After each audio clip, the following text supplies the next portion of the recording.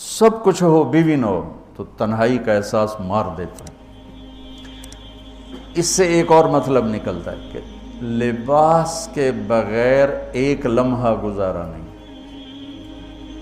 سارا دن پانی نہیں پیتے ہیں نا، اب میں بیان میں پانی پی رہا ہوں، لیکن 16 گھنٹے تو گزارے ہیں نا، پانی نہیں پیا، کھانا نہیں کھایا، 16 سیکنڈ لباس کے بغیر گزار سکتے ہیں؟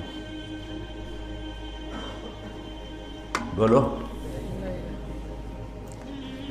کوئی بھی کمرے میں نہ ہو، تم تنہا ہو، تم کپڑے اتارو تو تم اپنے آپ کو عجیب فیل کرو گے، تم خود اپنے آپ کو چادر میں چھپانے کی کوشش کرو گے۔ ان لباس ایک ایسی زبردست ضرورت ہے بلا دلیل کہ تم تنہا کمرے میں بھی کپڑے اتارو تو تم اپنے آپ کو عجیب سا محسوس کرتے ہو۔ اس سے پتہ چلا کہ بیوی کے بغیر کوئی زندگی نہیں ہے اور خامد کے بغیر عورت کی کوئی زندگی نہیں ہے۔ یہ ہمارا بدبخت معاشرہ ہندی کہ کسی بچی کو طلاق ہو جائے وہ گل سڑ کے مر جاتی، اس کی شادی نہیں ہوتی۔ کوئی جوان بچی بیوہ ہو جائے وہ سسک کے مر جاتی، اس کی شادی نہیں ہوتی۔ کوئی 40-50 سال کا ہو جائے مرد، اس کی بیوی مر جائے، کوئی اس کو لڑکی دینے کے لیے تیار کوئی نہیں۔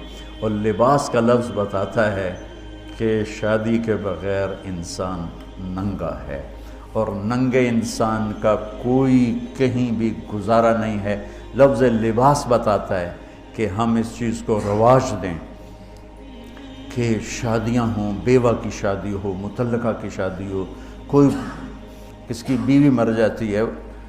حضرت ابن مسعود کا فرمان ہے اگر میری موت میں 10 دن باقی ہوں تو بھی میں شادی کر لوں گا اگر میری بیوی مر جائے تو۔ ابو ہریرہ کہتے ہیں اگر میری زندگی میں 7 دن باقی ہوں اور میری بیوی مر جائے تو میں 1 ہفتہ بھی شادی کے بغیر نہیں رہوں گا، میں شادی کر لوں گا۔ تو ہم ایک ہندی معاشرے سے متاثر ہیں جہاں بیوہ کی کوئی سنوائی نہیں، مطلقہ کی کوئی سنوائی نہیں، اور کوئی جوان بھی 2-4 بچے ہیں اور بیوی مر جائے تو اس کی کوئی شادی نہیں ہے، وہ سسک کے وہ بلک کے زندگی گزارتے ہیں۔ ہم لوگ اس کو رواج دیں۔ لباس، لفظ لباس بتا رہا ہے کہ جیسے لباس کے بغیر ایک لمحہ آدمی چین سے نہیں بیٹھ سکتا، ایسے ہی اس رشتے کے بغیر زندگی میں کوئی خوبصورتی نہیں، کوئی حسن نہیں۔ میں نے جیسے کہا لباس سب سے قریب ہے، تو اس کے بعد بیوی کا حق سب سے پہلے آ جاتا ہے۔ ماں باپ کی طرف سے زیادتی آئے تو تمہارے ذمہ ہے اپنی بیوی کو بچاؤ، اللہ کے واسطے اپنی بیویوں کی حفاظت کرو۔ ہاں تمہاری بیوی کی طرف سے زیادتی آئے تو اللہ کے واسطے ماں باپ کی حفاظت کرو۔ تو اس کا مطلب یہ نہیں کہ تم ڈنڈا اٹھا لو، اپنے اخلاق ایسے بناؤ، سپرنگ بن جاؤ، سپرنگ جو فریشر سے کو قبول کر کے دب کے نیچے چلا جاتا ہے۔ نیچے جانے میں جڑ جانے کا نظام چھپا ہوا ہے کہ جھک جاؤ، ماں باپ ناراض ہو ان کے پاؤں پکڑ لو، بیوی ناراض ہو اس کے پاؤں پکڑ لو۔ ذلت میں عزت چھپی ہوئی ہے، ساری زندگی کا تجربہ بتا رہا ہوں۔ ذلت، اللہ کی رضا کے لیے ذلت اٹھانے میں عزت چھپی ہوئی ہے۔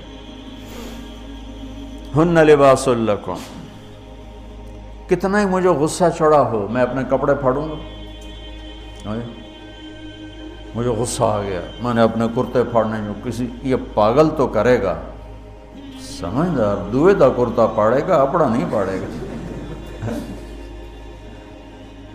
اب مجھے بیوی پہ غصہ چڑھ گیا تو میرا لباس ہے، اس کو تار تار کر دوں، گالیاں دوں، تھپڑ ماروں، تو ایسے جیسے میں اپنے کرتے کو پھاڑ رہا اور اپنے کرتے کو تار تار کر رہا۔ بیوی کو غصہ چڑھے تو وہ اپنے کپڑے پھاڑتی ہے۔ کپڑوں کے لیے کتنے حفاظتی نظام ہیں، الماریاں بنی ہوئی ہیں اور ہینگر بنے ہوئے ہیں، کریز خراب نہ ہو۔ میں جب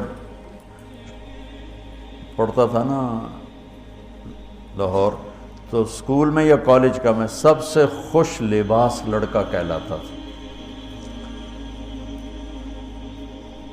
کہ میں اپنی اسکول سے آ کر نا، اب ہاسٹل میں کوئی استریاں تو ہیں نہیں، نہ ہی کوئی نوکر، تو اپنی پتلون کو ایسے ہاتھوں سے استری کرنا اور کر کے پھر تہ لگانا، پھر سرانے کے نیچے رکھنا، پھر اس کے اوپر سونا